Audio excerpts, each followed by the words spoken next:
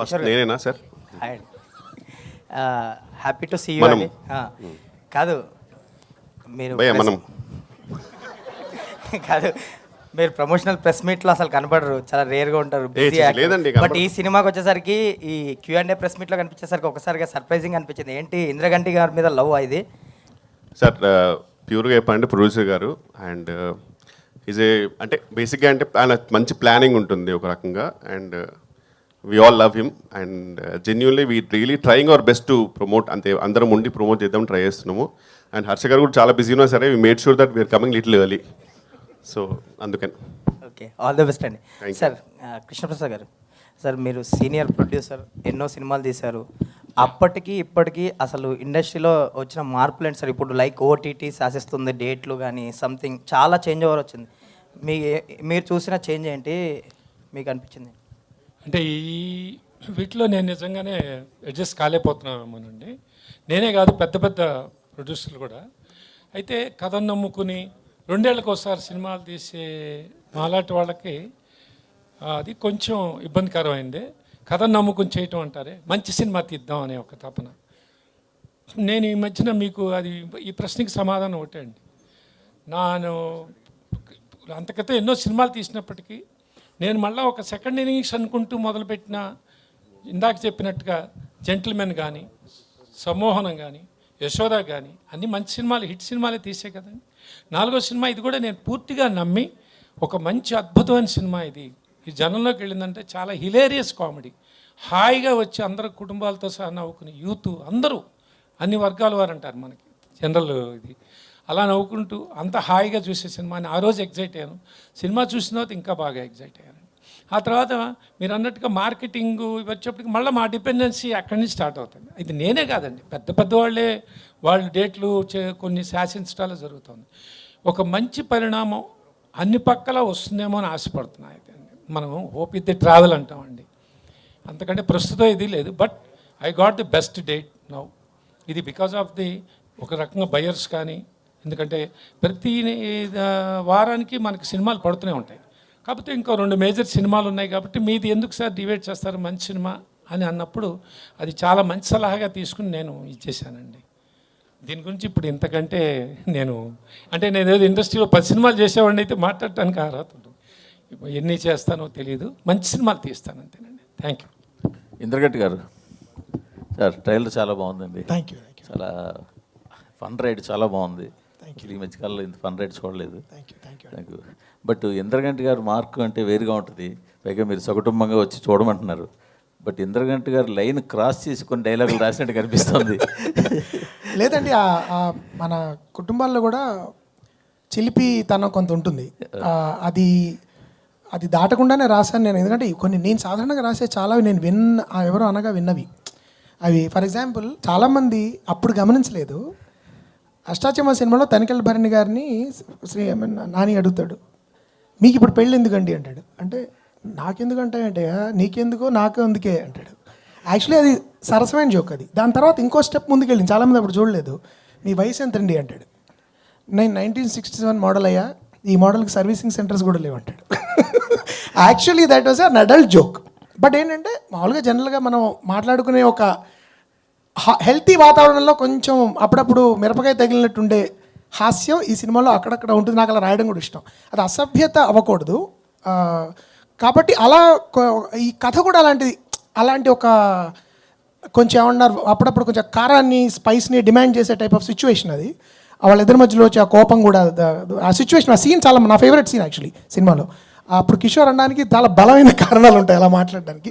So అందుకని అప్పుడు అక్కడక్కడ అలాంటి తళుకు బెలుకులు ఉంటాయి ఈ సినిమాలో కొంచెం. కిషోర్ గారు సార్, హలో సార్. క్వశ్చన్ ఏం లేదు సార్. స్టేజ్ మీద Thank you, sir. Love you.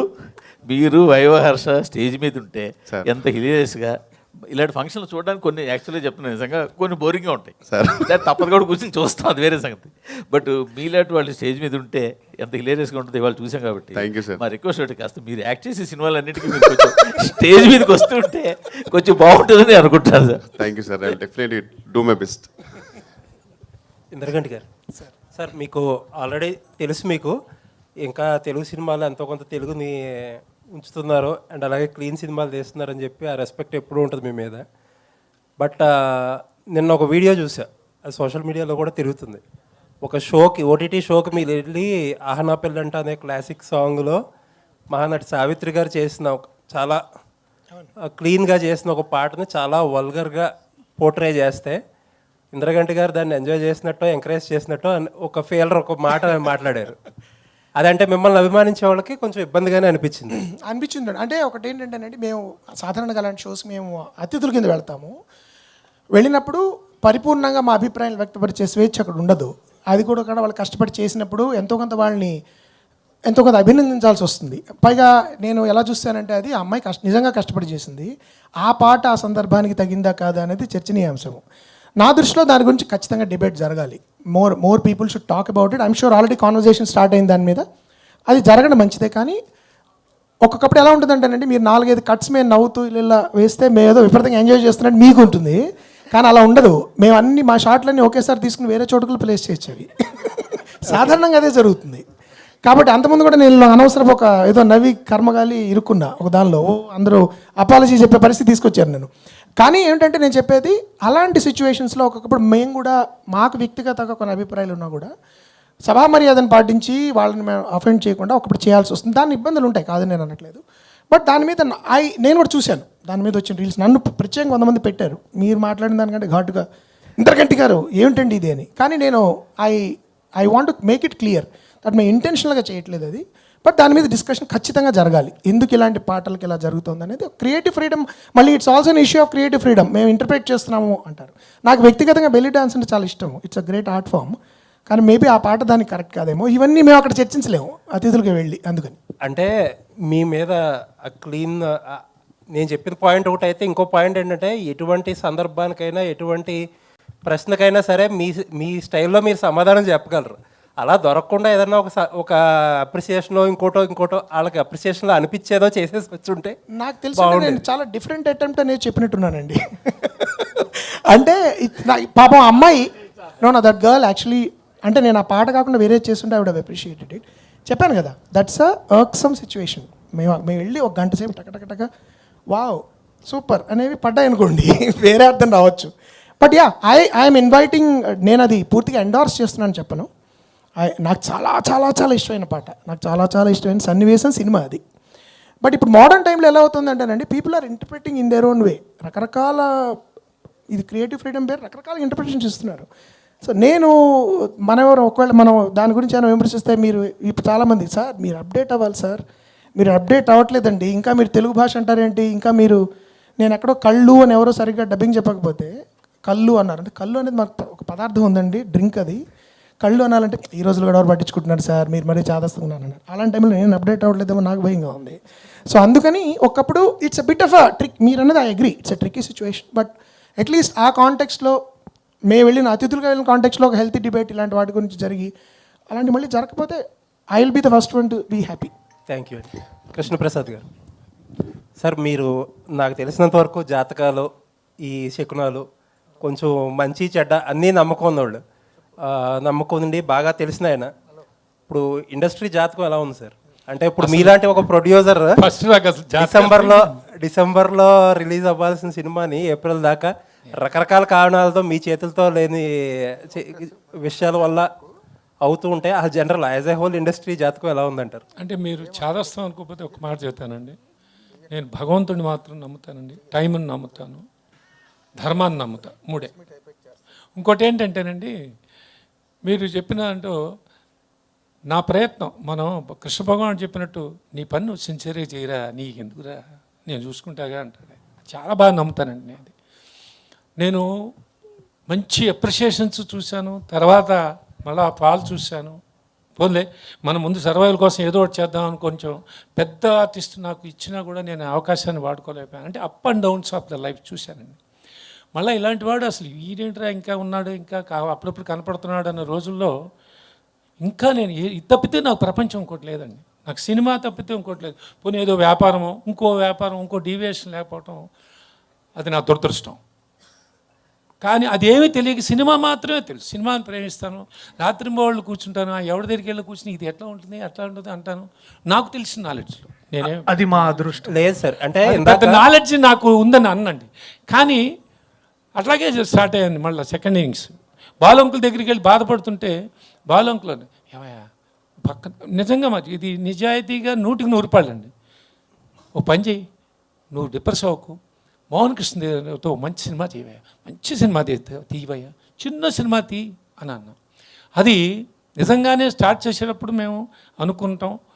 తర్వాత ఆ రోజు మన నానిగారు ఓకే అవ్వటం, నానిగారు ఓకే అయినప్పుడు ఎవడే సుబ్రహ్మణ్యం తర్వాత అండి ఇది ఇన్సిడెంట్. ఆ తర్వాత బాగా తీస్తుంటే కొంతమంది మిత్రులు అదేంటండి ఇప్పుడు విమర్శించారు, మీరే 7-5-6 ఏళ్ళు సినిమాలు తీయలేదు, తర్వాత మోహన్ కృష్ణ గారికి అంత క్రితం సినిమా ఒకటి పెద్దగా పోల, అది పోలేదు. నాని అప్పటికి సూపర్ స్టార్, పెద్దగా అది బండిపోటు. అప్పుడండి నాని గారేమో ఎన్నో సినిమాలు చేశారు కానీ కరెక్ట్ అయిన ఇదిరా ఎవడో సుబ్రహ్మణ్యం క్లాసిక్ మీ అందరికీ తెలుసు. అదే అలాంటప్పుడు ఏంటి సార్ కృష్ణ గారు హాయిగా ఖాళీ కూర్చోకుండా ఇది పని చేస్తున్నారని నన్ను చాలామంది మిత్రులు చాలా మంచి ఇదితోనే చెప్పారు. అంటే సార్ నాకు ఎవరు ఇస్తారు సార్, పెద్దవాళ్ళు ఎవరైనా ఇస్తారు, ఇప్పుడు ఊరికే అందరూ కృష్ణసార్ నమస్కారాలు పెడతారు, కుర్చీలు వేస్తారు, కానీ ఎవరి సర్వైవల్ వాళ్ళని ఇక్కడ నేను చాలా చూశాను, ఏదో నాకు తెలిసింది చేశాను. తర్వాత అదే వ్యక్తులండి మీరు నమ్మరు, భలే భలే మగాడివే గీత ఆర్ట్స్ నాకు అందం పెద్ద హిట్ అండి. కృష్ణప్రసాద్ గారు కొట్టారే, భలే ఆలోచించేశారండి. ఆలోచించేటువంటి ఆల్రెడీ సినిమా అయిపోయిందయ్యా, ఇది ఆ రోజు నువ్వే అన్నావు కదయ్యా అన్న, ఇది నాకు నిజాయితీగా చెబుతున్నానండి. అలాంటి జరిగింది. అంటే సెకండ్ నుంచి అలా స్టార్ట్ అయింది. మళ్ళీ నేను తొందరపడ్డా మధ్యలో, ఏదో నేను మీ అందరికీ తెలుసు నా ఫ్రెండ్ ఒక అతను తమిళ అతను చేస్తే బ్లఫ్ మాస్టర్ అనే సినిమా సత్యదేవ్కి చేశానండి. బాగా నచ్చింది కాన్సెప్ట్. అది థియేటర్కి ఎలా ఉన్నా మంచి అప్రిషియేషన్ వచ్చిన సినిమా చేసి పెట్టాను అతనికి. ఆ తర్వాత మళ్ళీ నేను I came back. Mohan Krishna గారు ఒకరోజు వచ్చి చెప్పారు, సమ్మోహన్ స్వీట్ అది ఒక లవ్ స్టోరీ అన్నప్పుడు బ్యూటిఫుల్ చేసేద్దామని అన్నాను. భగవంతుడి దేవాల అది కూడా చాలా మంచి సక్సెస్ అయిందండి. అలాగే ఇంకొక మంచి కాన్సెప్ట్తో మా ఉమేష్ గారికి అది ఆదిత్య మ్యూజిక్ వాళ్ళకి చాలా మంచి సినిమా అండి. అది ఒక దానికి కరెక్ట్ అయిన కొన్ని డీవియేషన్ జరగటం వల్ల వాట్ ఎవర్ అది రీజన్ అయ్యొచ్చు, కానీ వాళ్ళకి ఒక సినిమా చేశాను.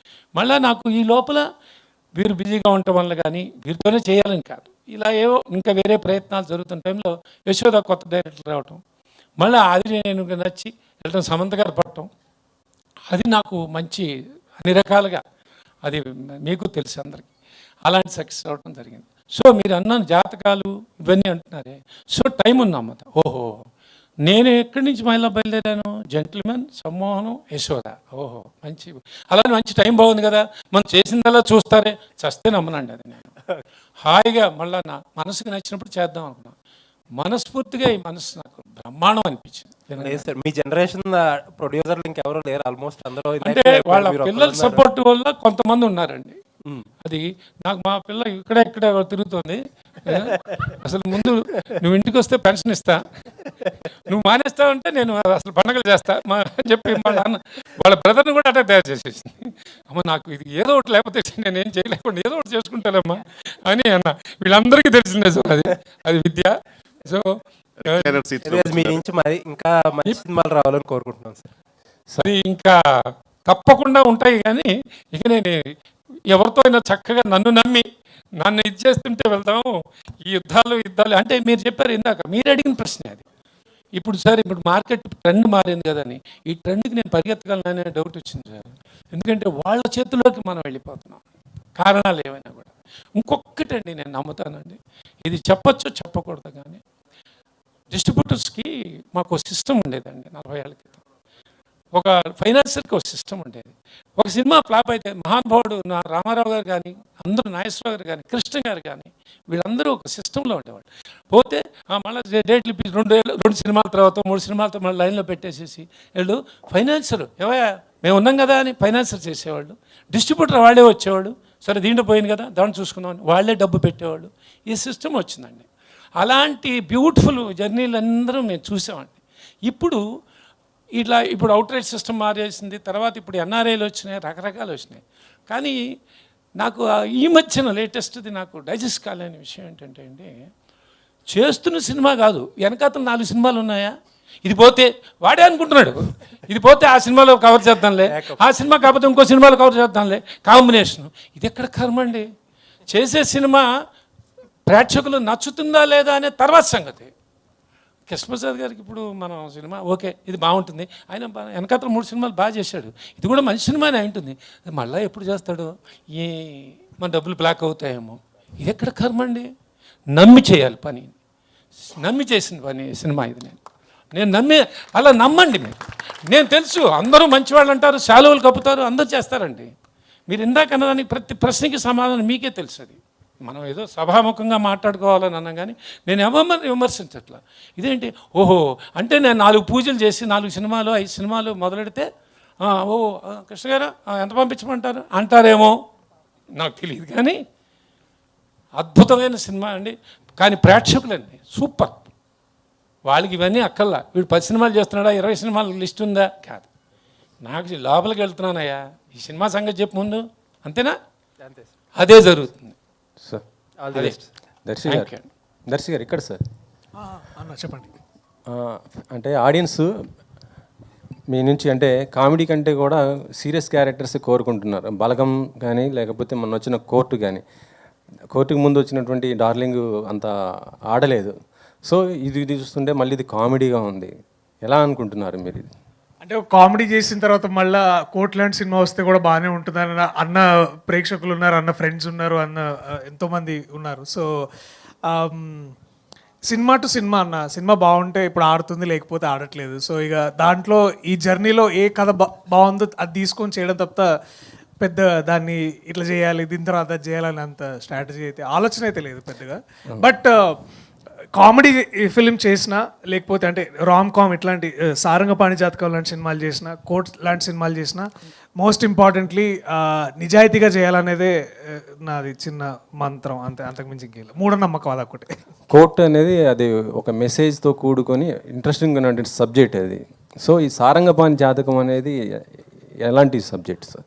అది దానికి దీంట్లో 3-4 మెసేజెస్ ఉన్నాయన్న. అంటే అన్నీ చెప్తే అది పెద్ద మజా ఉండదు, కానీ మీరు 25వ తారీఖు చూస్తే అసలు అది మీకు అర్థమవుతుంది.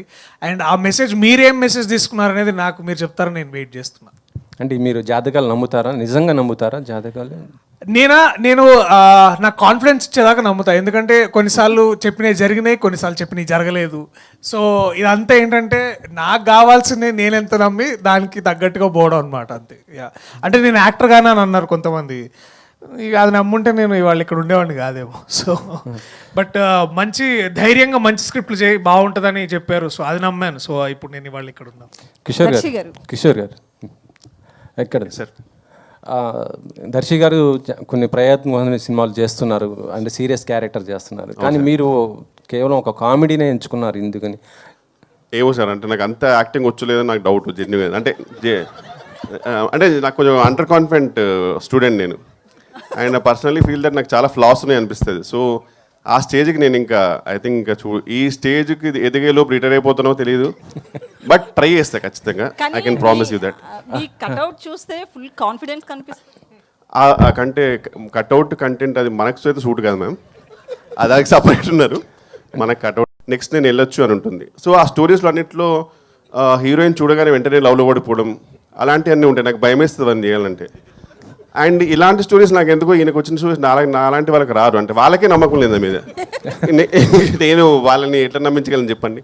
సో అలాంటి నా నిజంగా ఇతనికి వచ్చే stories might be wrong, but Pushpak విమానం ఒక మూవీ గుర్తుందండి మీకు? లైక్ ఆ జానర్ నాకు అది మూకీ అయితే టాక్ ఆ టైప్లో సిమిలర్ జానర్ అనిపించింది నాకైతే యాక్చువల్గా.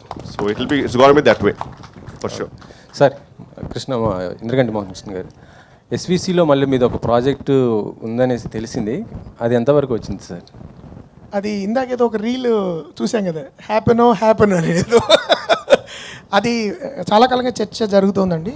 గేమ్ చేంజర్ టైంలో రాజు గారు నన్ను కొంత మీరు బయట వేరే సినిమా చేసుకురండి, కొంచెం నాకు టైం పట్టేలా ఉందన్న వల్ల ఆగింది అది. ప్రస్తుతం నేను దాని గురించి ఎక్కువ మాట్లాడలేను, కానీ ఈ మధ్య సీరియస్ కదలికలు ప్రారంభమయ్యాయని నాకు ఎందుకు అనిపిస్తుంది. So probably will start moving in a good direction soon. అది ఉంది ఖచ్చితంగా. ఎస్పీసీలోనే రాజుగారు 2022 నుంచే చేద్దామని అంటున్నారు. అది we have to do that film, that's a commitment I have given to రాజుగారు. సార్ అందులో నేను హర్ష గారు ఉన్నామని ఆయన అడుగుతున్నాడు సార్, నన్ను అడుగుమన్నాడు. ఆడిషన్స్ డేట్ చెప్తాను నేను మళ్ళీ. అంటే అది సార్ ఆ ప్రాజెక్ట్ అది ప్రభాస్ గారి కోసం చేస్తుంది అనేసి అన్న జట నా వరకు అవి పుకార్లేనండి. దెర్ ఇస్ నోట్, అంటే నిజమైతే నాకు తెలిసేది అలాంటివి ఏం లేవు. At least they didn't come to me. అలా చాలా పుకార్లు were circulating for a while. So అవి కాదు. బట్ ఆఫీషియల్లీ ఏంటి మేము ఎలా చేయబోతున్నాం అనేది it will take some time. అయిన తర్వాత I would like to myself announce it, because అది నా డ్రీమ్ ప్రాజెక్ట్. అది అంటే కొన్ని లైఫ్ ప్రాజెక్ట్స్ అని ఉంటాయి కదా, ఈ తర్వాత ఇంకా మనం విరమించుకోవచ్చు. కళామ తల్లికి చేసిన సేవ అయిపోయింది, అలాంటి సినిమాలు. అది do or die kind of film. అంటే మొత్తం ప్రాణశక్తి, జీవశక్తి, ఆత్మశక్తిలు అన్నీ పెట్టి చేయాల్సిన సినిమాలు కొన్ని ఉంటాయి మన జీవితంలో, అలాంటి సినిమా అది. సో అది జరగాలి నేను మనస్ఫూర్తిగా కోరుకుంటున్నాను. జరిగినప్పుడు I'd love to come out. And అంటే మీరే డైరెక్టరా లేకపోతే స్టోరీ వర్క్ ఇస్తున్నారు? కాదండి, నేనే దర్శకత్వం చేసే పరిపూర్ణమైన ఉద్దేశంతో ఉన్నా. ఎందుకంటే ఆ కథ నేను రాయడం జరిగింది. నేను జనరల్గా స్టోరీస్ ఎవరికి ఇవ్వను. ఈ స్టోరీ కూడా నేను I want to direct it my self, because నేను తీసినట్టు ఆ సినిమా ఎవరు తీయలేరు. అంటే వేరే వాళ్ళు వేరేగా తీయచ్చు, but I know that I can do it. అంటే అది ఎలా తీయాలన్న దాని మీద స్క్రిప్ట్లోనే ఇట్స్ రిటన్ డౌన్.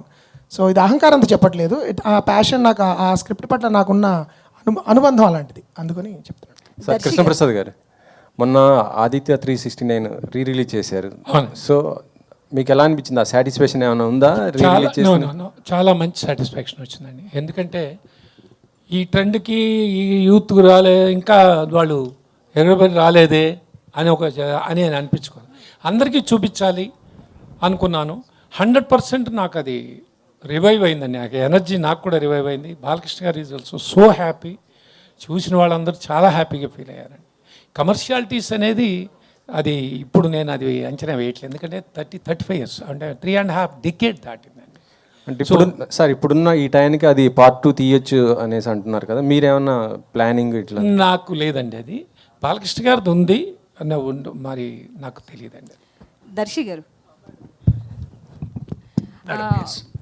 ఇంతకీ రూపా గారికి పచ్చళ్ళు కొనిపించే స్థాయికి ఎదిగారా లేదా? లేదా ఎస్, ఎదిగానండి. 25వ తారీఖు డెలివరీ అవుతుంది. అయితే రీల్ బాగుంది, బట్ 3 అమ్మాయిలు కష్టం మీద పడ్డారు ఏంటండి? 3 అమ్మాయిలు, ఆ 3 అమ్మాయిలు పికిల్స్ ఎవరైతే ఉన్నారో మా మీద రీల్స్ ఎందుకని వీడియోలు రిలీజ్ చేస్తూనే ఉన్నారు. లేదు, ఒకటి ఏంటంటే అక్కడ ఇక్కడ మేము ఇప్పుడు ఇంటర్నెట్లో జరుగుతున్న ఒక మేజర్ డిస్కషన్ అది అబౌట్ దాట్. నేను అది నాకు మా క్రియేటర్ అతను యోగానంద్ వచ్చి అతను చెప్పగానే ఇట్లా చేస్తున్నారంటే ముందు మేము కూడా అదే అనుకున్నాం, నేను విద్య ఒకసారి అలా చేయొచ్చా లేదా అనేది. But we're very sure that ఎక్కడ కానీ వాళ్ళ పచ్చళ్ళు కానీ లేకపోతే వాళ్ళ అమ్మాయిల మీద కానీ we didn't pass any comments, we didn't want to do anything about it. ఇంటర్నెట్లో సాగుతున్న ఒక మేజర్ ట్రెండ్ని మేము కూడా ఫాలో అయ్యి దాని ద్వారా ముందుకు తీసుకెళ్దామని అనుకున్నాము.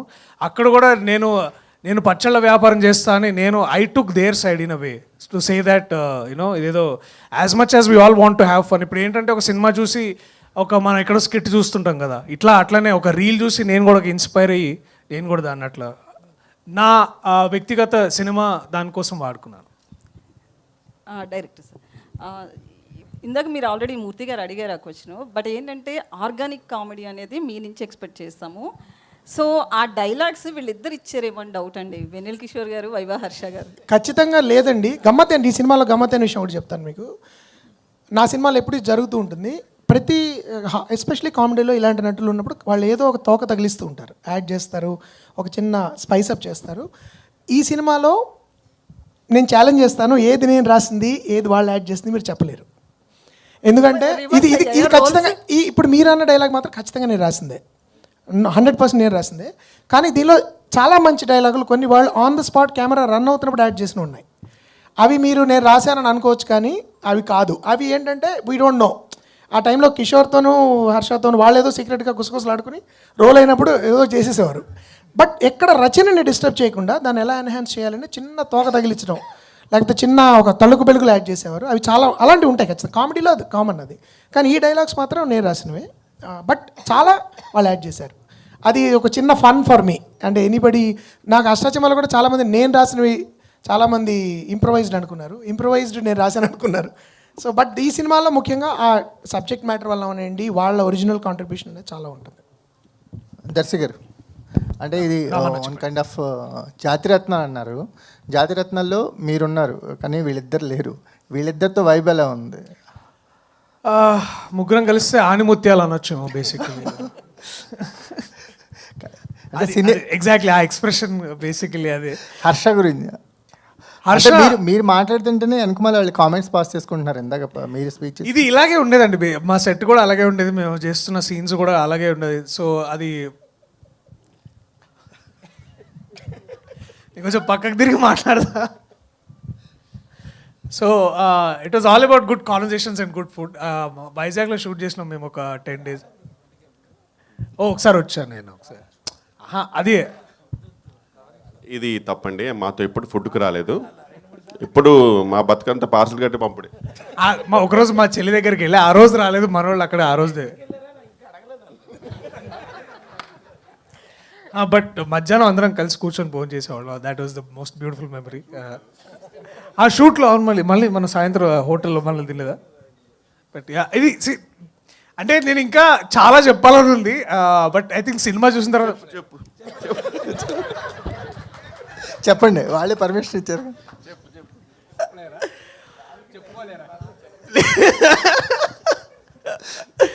అంటే ఇది ఒకటి ఏంటంటే ఇప్పుడు బేసికలీ ఫైర్ అండ్ వాటర్ లాగా అనమాట. ఇప్పుడు మన దర్శి గారు ఎప్పుడు బేసికల్లీ అన్నారంటే అయిపోయింది అన్నట్టే. ఆయనకి ఏం చెప్పాలి తెలియనప్పుడు ఒకటి ఏంటంటే బేసికలీ అంటే అవుట్, ఇంకా అక్కడి నుంచి కన్స్ట్రక్షన్ స్టార్ట్ అవుద్ది. సరే హర్షకు ఒకసారి మైక్ ఇవ్వండి సార్, ఏదో చెప్పాలనుకోండి. మీరేనండి ఏంటి మైక్ లేనప్పుడు చాలా మాట్లాడుతున్నారు. మైండ్ వైజ్ కాదు, ఇక్కడ చెప్పకూడదు. లేదు లేదు, ఈ జాతిరత్నాలు కైండ్ ఆఫ్ అన్నారు కదా, మీ ముగ్గురు ఉన్నారు అంటే మాకు ఒక రిలేషన్ తెలుస్తుంది. మీరు దర్శక్ గారితో మీరు మాట్లాడే తిరిగారు, ఎలాంటి బాండింగ్ ఉంది మీ ఇద్దరికి ఆఫ్ స్క్రీన్ మీ ముగ్గురికి? ఇందాక నుంచి చూస్తున్నారు కదండి, చాలా బాండింగ్ ఉంది. మీ వాయిస్ వినల్ కిషోర్ గారికి వినిపిస్తుంది, మాకు వినిపించట్లేదు. అంటే మా ఇద్దరికి ఉన్న బాండింగ్ అలాంటిది సార్, ఇలా చూసుకుంటాం అంతే. ఆ చూపుల్లోనే ఆల్రెడీ బ్లూటూత్ కనెక్ట్ అయిపోయి ఉంటుంది. అంటే ట్రైలర్లో మీ డైలాగే చాలా ట్రెండ్ ఉంది, పింగాణి ప్లేట్ లేదు. అది సార్ స్పెసిఫిక్గా రాసి దానిలో డిక్షన్లో చెప్పించారు అనమాట. సో అట్లా చాలా అందరు క్యారెక్టర్స్ అలా తరోగా ఎంజాయ్ చేసి చాలా అంటే నిలబడిపోయే క్యారెక్టర్, అంటే గుర్తుండిపోయే క్యారెక్టర్లు అనిపిస్తున్నారు. నాకు నేను ఎంజాయ్ చేసిన క్యారెక్టర్. పాపం సార్ ఏదో ఫన్గా అడుగుతుంటే నువ్వు ఒక్కొని మొత్తం ప్రొఫెషనల్గా ఆన్సర్ ఇస్తున్నావు. నా బయోపిక్లో కూడా కొన్ని సీన్లు ఉండాలి కదా, రేపు ఇలా ఒకళ్ళు అడిగారు. Sure you want your biopic?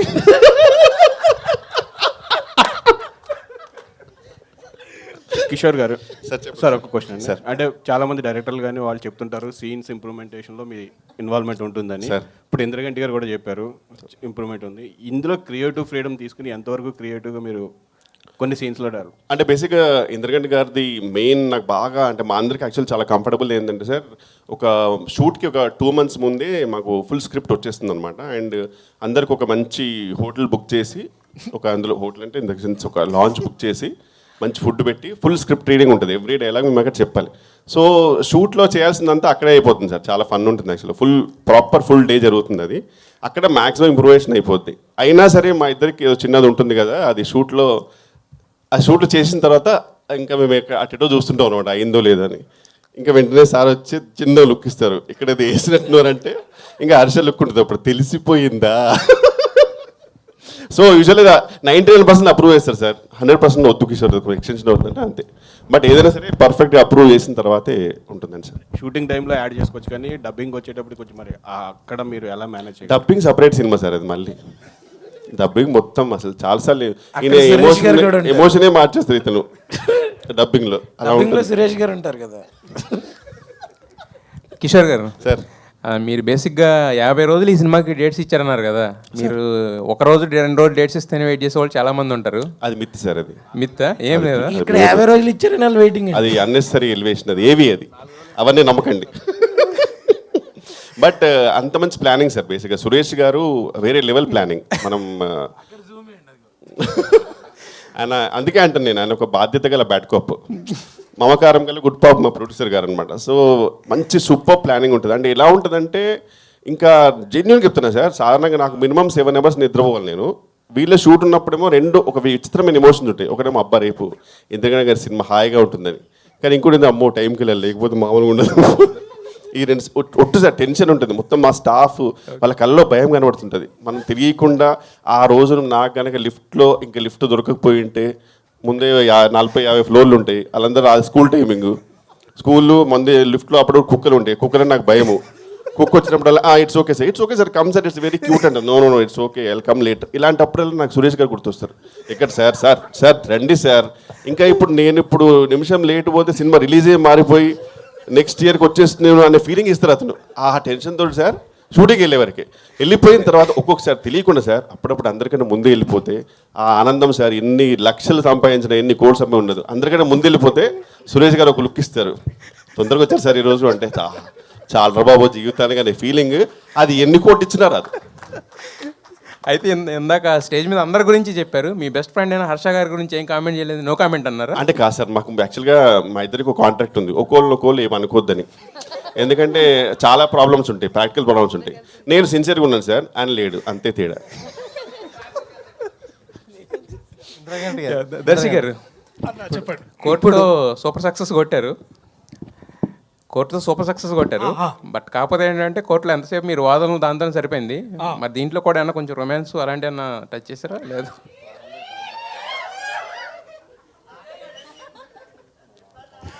చేశాను.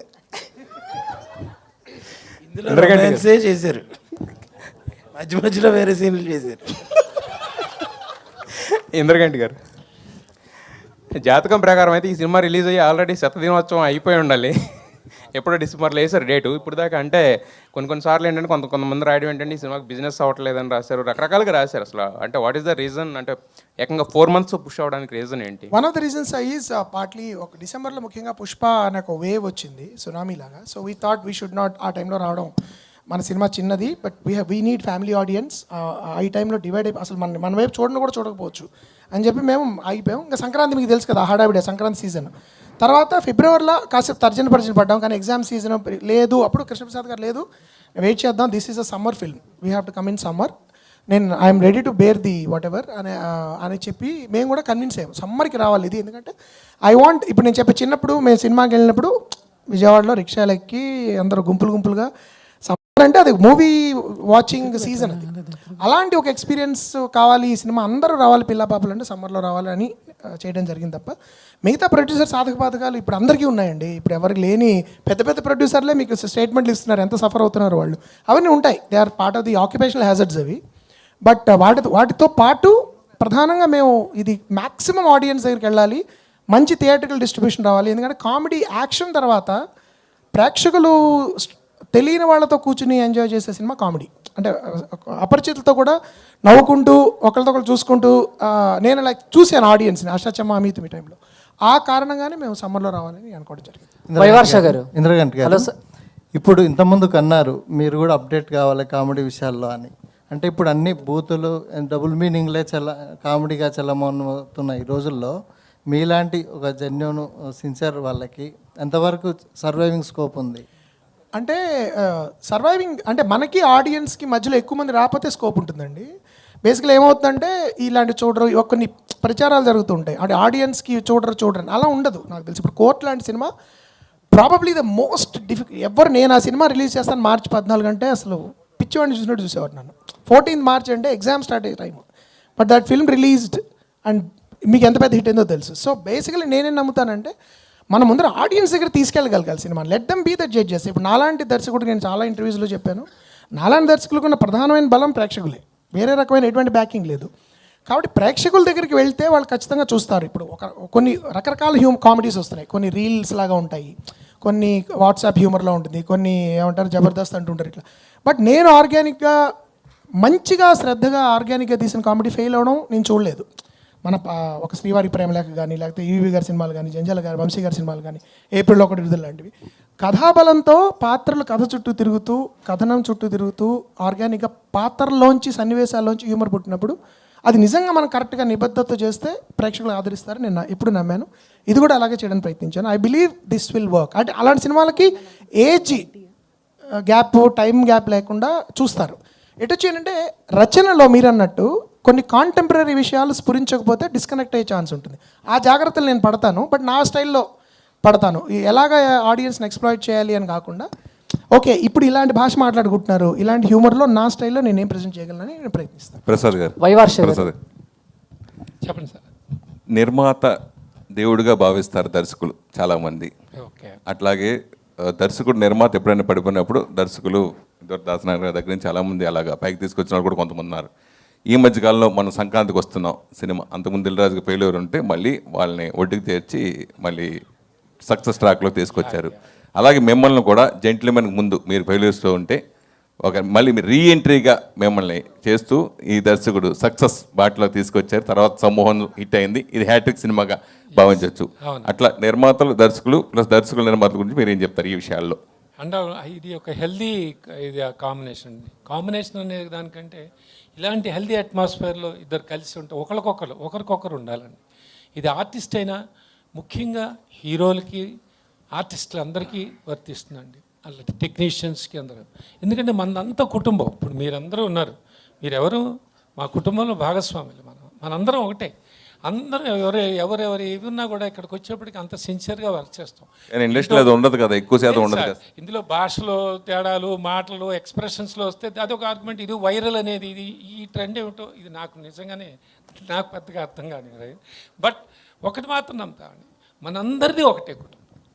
మనందరం ఇక్కడ ఎవరెవరు ఏంటి ఎక్కడి నుంచి వచ్చారో ఏ ఇదిలో ఉన్నారో తెలియదు, కానీ అది అంత పిచ్చి, నాకు అంత ఇష్టం అండి సినిమా అంటే.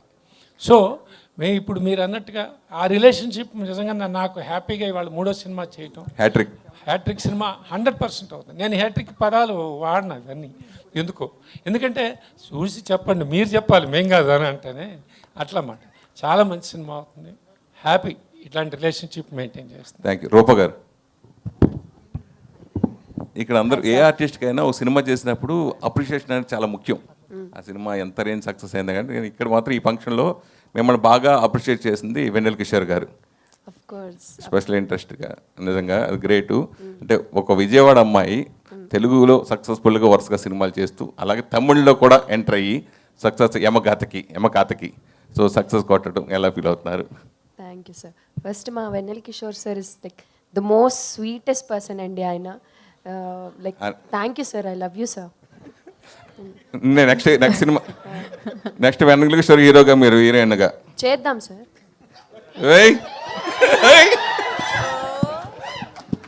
చెప్పండి. సో చాలా ఆనందంగా అనిపిస్తుందండి. అంటే the way audience first cinema నుంచి కూడా నేను ఉమామహేశ్వర్లో చేసినప్పుడు మేకప్ లేదు ఫేస్కి. ఫస్ట్ నేను చాలా టెన్షన్ పడ్డా స్క్రీన్ ముందు, ఎట్లా రిసీవ్ చేసుకుంటారు అంటే ఒక డీగ్లామర్ రోల్ అది.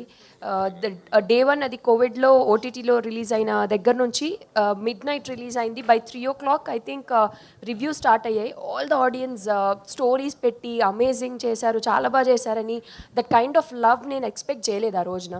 సో ఐ థింక్ నేను ఆనెస్ట్గా నా ఎఫర్ట్స్ పెడుతూ ముందుకి వెళ్తూ అట్లాగా ఉన్నాను sir. I think that's what led me to do all these works. And యమగాతకి కూడా నాకు తెలిసి ఒక ఫస్ట్ సినిమాకి ఒక తమిళ్లోకి ఎంటర్ అయ్యేందుకు ఒక ఫీమేల్ సెంట్రిక్ సినిమా రావడం అనేది చాలా పెద్ద విషయం, వెరీ సర్ప్రైజింగ్ థింగ్. అండ్ అదేవిధంగా అంటే ఇట్స్ లక్కీ నా జాతకంలో రేఖలు గట్టిగా అలా రాసి పెట్టున్నాయి సార్. నేను ఎందుకంటే ఇంద్రగంటి గారిది కూడా నా ఉమామహేశ్వర ఇంటర్వ్యూలో చెప్పాను, నేను ఎవరితో వర్క్ చేయాలంటే ఫస్ట్ మోహన్ కృష్ణ ఇంద్రగంటి గారు అని ఉంటుంది. కట్ చేస్తే ఈరోజు మోహన్ కృష్ణ గారితో ప్రెస్ మీట్లో కూర్చొని మాట్లాడేస్తున్నాను. ఆయన ఇప్పుడు I can proudly say Mohan Krishna Indraganti గారి కాంపౌండ్ హీరోయిన్ అని చెప్పుకోవచ్చు. So yes. అంతకుముందు జాతకాలు నమ్మను అని చెప్పారు మీరు, ఇప్పుడు జాతకాలు నమ్ముతాను అని చెప్పి ఎందుకు నమ్మాల్సి వస్తుంది? నమ్మాల్సి వచ్చింది సార్ ఇవన్నీ చూసి. ఒపీనియన్స్ మారిపోతాయి కదా సార్ కాలక్రమేణా. సో అట్లాగా మా ఈ లైక్ సారంగపాణి జాతకం ప్లేస్ అయిన విధానం కానీ, లైక్ ఎక్కడో నేను లండన్లో హ్యాపీగా హాస్పిటల్లో చేస్తుంటే నేను తీసుకొచ్చి ఈ సినిమాలో పెట్టేశారు సార్. తర్వాత జరిగిన విధాలు అన్నీ చూస్తే జాతకాలు 100% నమ్మాలనిపిస్తుంది. అండ్ ఎక్కడో ఒక ఆయన చెప్పారు నాకు, మా మమ్మీ చూపించారు జాతకం, డాక్టర్గా అంటే ఈ అమ్మాయికి వద్దండి, డాక్టర్ సెట్ కాదు అన్నారు. ఆయన డాక్టర్ అయ్యాను అనుకున్నా, బట్ తర్వాత అర్థమైంది ఇక్కడ యాక్టర్గా వచ్చి కూర్చున్నాక ఓకే ఇన్నవే ఆయన కోసం కరెక్టే చెప్పారా ఏంటి డాక్టర్ వద్దని. I mean like funny way and saying, but yeah జాతకాలు నమ్మాల్సి వచ్చింది సార్ జరిగే పరిణామాలు చూసి. ప్రియదర్శి, ఓ సక్సెస్ హీరోల్ని ఫేట్ మార్చేస్తూ ఉంటుంది, అలాగే కోర్టు సక్సెస్ తర్వాత మీరు మళ్ళీ ఎలాంటి సినిమాలు చూస్ చేసి చేయాలనుకుంటున్నారు? అంటే ఇప్పుడు వరుసగా నాని కానీ వీళ్ళందరూ కూడా స్మాల్గా ఎదిగి ఇప్పుడు 100 crores క్లబ్లోకి, సో ఆ రేంజ్కి ఎదగాలని మీ కోరిక? మంచి కథలు చెప్తే పైసలు వస్తాయని మన ప్రూవ్ అయింది. సో ఇది ఒక ప్రయత్నం, సారంగపాణి జాతకం అనేది ఒక ప్రయత్నం. అండ్ ఇప్పుడు 100 crores 150 crores నంబర్ గేమ్ కంటే కూడా నాకు అర్థమైంది ఏంటంటే చాలామంది క్వాలిటీ ఎక్స్పెక్ట్ చేస్తున్నారు. సో మంచి క్వాలిటీ కాంటెంట్ ఇవ్వడమే అంతే, అంతకు మించి నేను ఇంకా నంబర్స్ అంత పెద్ద ఆలోచించలేదు. సో మీరు 50 కోట్ల క్లబ్లోకి వెళ్ళిపోయారు కదా ఆల్రెడీ. అవునా, ఎక్కడుంటుంది ఆ క్లబ్?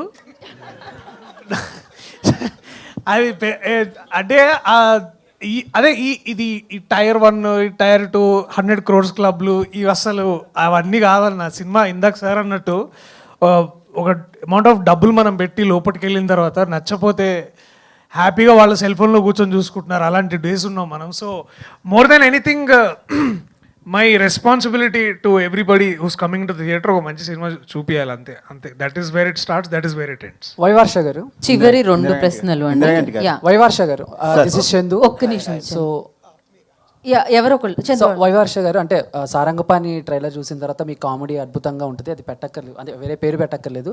సోషల్ మీడియాలో మీ పోస్టర్ ఒకటి బాగా వైరల్ అవుతుంది, అండ్ ప్రభాస్ బంటి అని చెప్పేసి. సో మీ బ్యాక్ సైడ్ ప్రభాస్ గారి పోస్టర్ అండ్ వర్షాకాలం శుభాకాంక్షలు అని చెప్పేసి. సో ఏంటి, ఎలా ఉండబోతుంది అది? ప్రభాస్ గారి ఫ్యాన్గా ఏమైనా కనిపించబోతున్నారా స్పెషల్గా? ఆ క్యారెక్టర్ ఏమన్నా ఆ సినిమా ప్రెస్ మీట్ పెట్టినప్పుడు మాట్లాడదాం. ఇది అంటే ప్రస్తుతానికి వైరల్ అవుతుంది. అది ఇవాళ రిలీజ్ చేశారు. అందులో నేను ఐఎమ్ ప్లేయింగ్ ప్రభాస్ గారి ఫ్యాన్. ఇంకా lot more content to come out of that film. But right now let's మన ప్రైమ్ ఫోకస్ అంతా ఈ Sarangapani. yes I'm more excited about ఈ ఫిల్మ్. Thank you. ఇప్పుడు వెన్నెల కిషోర్ గారు మాట్లాడుతూ ఈ సినిమా సారంగపాణి జాతకం మరో పుష్పక విమానం లాంటి అని ఒక చెప్పి ఈ సినిమా గ్రాఫ్ని మరింత పెంచాడు. దీన్ని ఎలా తీసుకుంటారండి? చాలా అద్భుతం. యాక్చువల్లీ నాకు తట్టలేదండి. Thank you Kishore. అంటే జానర్ని ఎట్లా డిస్క్రైబ్ చేయాలి అంటే ఆ సినిమా నాకు చాలా చాలా ఫేవరెట్స్ ఫిల్మ్. ఒకే రోజులో నేను 3 సార్లు చూసిన సినిమా అది. అండ్ నాకు చాలా హృదయానికి హత్తుకున్న విషయం ఏంటంటే నారాయణమూర్తి గారు, నారాయణమూర్తి గారు నాకు చాలా ఇష్టమైన వ్యక్తి. ఆయన ఒకసారి లిఫ్ట్లో నన్ను సడన్గా బయటికి ఇలా కలిసి, ఇంద్రగంటి గారు మీరు ఈ తరం సంగీతం గారు అన్నాయి అని కౌలించుకున్నారు. అది నా దృష్టిలో బెస్ట్ కాంప్లిమెంట్. ఆయనంత గొప్పవాడిని నేను అనట్లేదు, ఖచ్చితంగా కాదు.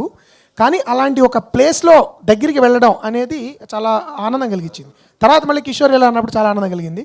పుష్పక విమానం ఏ జానర్ కరెక్ట్గా ఆ టోన్ అండ్ టెనర్ ఏదైతే ఉందో దానిలో డైలాగ్స్ ఉంటే సారంగపాణి జాతకం అని మనం చెప్పుకోవచ్చు. So it's a nice comparison. నాకు తట్టలేదు, ఇలాగే తడుతుంటాయి కిషోర్కి. కాబట్టి ఐ ఫీల్ చాలా గొప్ప, అంటే సవినయంగా నేను ఆయనతో కంపేర్ చేయడానికి ఒక కాంప్లిమెంట్ కింద తీసుకుంటాను తప్ప ఆయన స్థాయి, ఆయన అచీవ్మెంట్ చాలా కాలం పడుతుందండి ఎవరైనా రీచ్ అవ్వాలంటే. సంగీతం గారి స్థాయికి ఆయన వర్సటిలిటీ, నాకు ఆయన ఒక విధంగా రోల్ మోడల్. వర్సటిలిటీ అంటే ఒక్కొక్క సినిమా తీసినట్టు ఇంకోటి తీయకుండా హాస్యం చేశారు, క్రైమ్ చేశారు, థ్రిల్లర్స్ చేశారు, ఎమోషనల్ డ్రామాస్ చేశారు. అలాంటి ఒక దర్శకుడితో ఏదో నువ్వు చంద్రుడిగా నూలుపోగన్నట్టు పోల్చబడ్డం అనేది నాకు చాలా చాలా బాగుంది. ఖచ్చితంగా ఐ వుడ్ సే ఆ టోన్ అండ్ టెనర్ ఈ సినిమాలో ఉంటుంది. థ్యాంక్ యూ అండి. ఇంద్రగంటి గారు మాట్లాడుతూ ఈ సారంగపాణి జాతకం మీకు మరో జాతి రత్నాలు అవుతుందన్నారు, మీరేమంటారు? థ్యాంక్ యూ అంట. ఇది అంటే యాక్చువల్లీ నేను ఒక జాయ్ఫుల్ వ్యూయింగ్కి కేవలం సిమిలారిటీగా చెప్పానండి జాతిరత్నాలు. దీనిలో యాక్చువల్లీ నేను ఒక చిన్న కరెక్షన్ ఏంటంటే సారంగపాణి జాతకం భుజాల మీద వేసుకుని మొత్తం మోసేది దర్శి ఈ సినిమాలో. This is Darshi's film. మిగతా వాళ్ళు చాలా స్ట్రాంగ్, అంటే 50 రోజులు పనిచేసినా కూడా అయినా ఆల్మోస్ట్ లైక్ సెకండ్ హీరో అయినా కూడా ఇట్ ఈస్ దర్శీస్ ఫిల్మ్. అంటే జాతిరత్నాల్లో ముగ్గురు అదొక వేరే రకమైన కథ అది. But in terms of viewing experience చెప్పాను అది, not in terms of content. అది just small correction. But this is more like Darshi, అంటే హీరో సెంట్రిక్ అని మనం చెప్పదలుచుకుంటే this is Darshi centric film. అందుకని నేను అంతకుముందు చెప్పాను కదా, హాస్య ప్రియదర్శి నుంచి అదే న్యాయ ప్రియదర్శి నుంచి హాస్య ప్రియదర్శికి వస్తాడు ఇతనని. So I would say Sarangapani Jathakam is that shift. Kishore గారు రైట్, ఇదే లాస్ట్ ఇక్కడ ఇవాళకి హాయ్ అండి. కిషోర్ గారు, హాయ్, ఐఎమ్ అంజలి. సో బేసికల్గా మీకు వన్ ఆఫ్ ద ఫ్యాన్ అండి నేను, బికాజ్ మీ క్యారెక్టరైజేషన్స్ అన్ని చాలా డిఫరెంట్గా ఉంటాయి. ఒక మూవీ అలా సీరియస్గా వెళ్తుంది, మీరు వచ్చారు అని అంటే ఇంకా అది పీక్స్లో ఉంటుంది.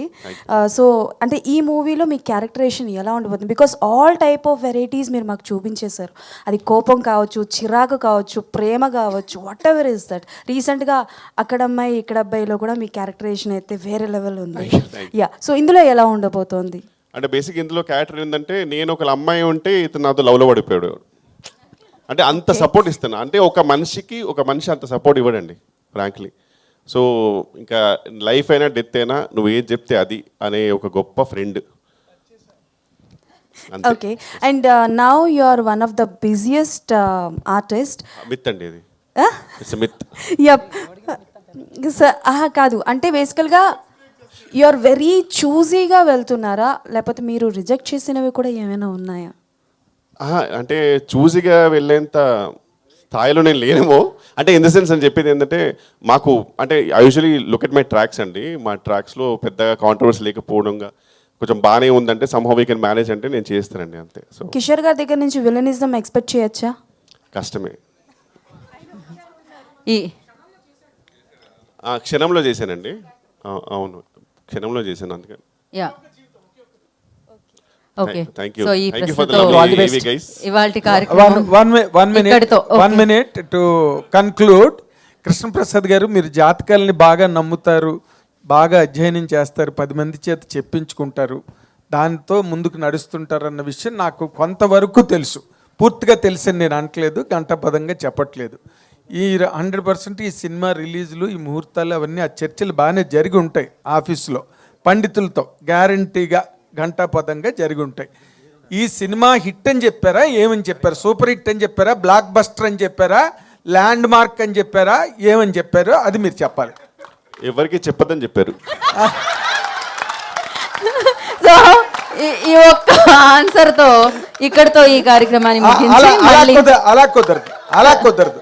మీరు చెప్పాలి, ఇది ల్యాండ్ మార్కా, బ్లాక్ బస్టరా, సూపర్ హిట్టా ఏంటని చెప్పారు అన్నది ఇక్కడ చెప్పాలి. మీరు చెప్పకపోతే నా ఎందుకు? సార్, పండితులు ఏం చెప్పారని అడుగుతున్నాను నేను. అంత పండితులు ఎవరికి చూపించుకోలేదండి. టైం బాగుంది అన్నప్పుడు నేను మళ్ళీ 10 మందికి చూపించను. నేను 100% ఇది బాగుంటుంది, దీని ప్రేక్షక దేవుళ్ళు రేపు దేవుడు చెప్పాలి. కాబట్టి దేవుళ్ళు అంటే ఇది వెళ్తే మనం ఎన్ని మాట్లాడుకున్నా వాళ్ళు డిసైడ్ చేస్తారు. కాబట్టి వాళ్ళు 100%గా పాజిటివ్గా సూపర్ అని చెప్తారు. చాలా హ్యాపీ ఫీల్. మీ వెనకాల 100 మంది పండితుల గొంతు వినిపిస్తుంది. Thank you. All the very best. Thank you. God bless you with a great success. Thank you అండి. Thank you.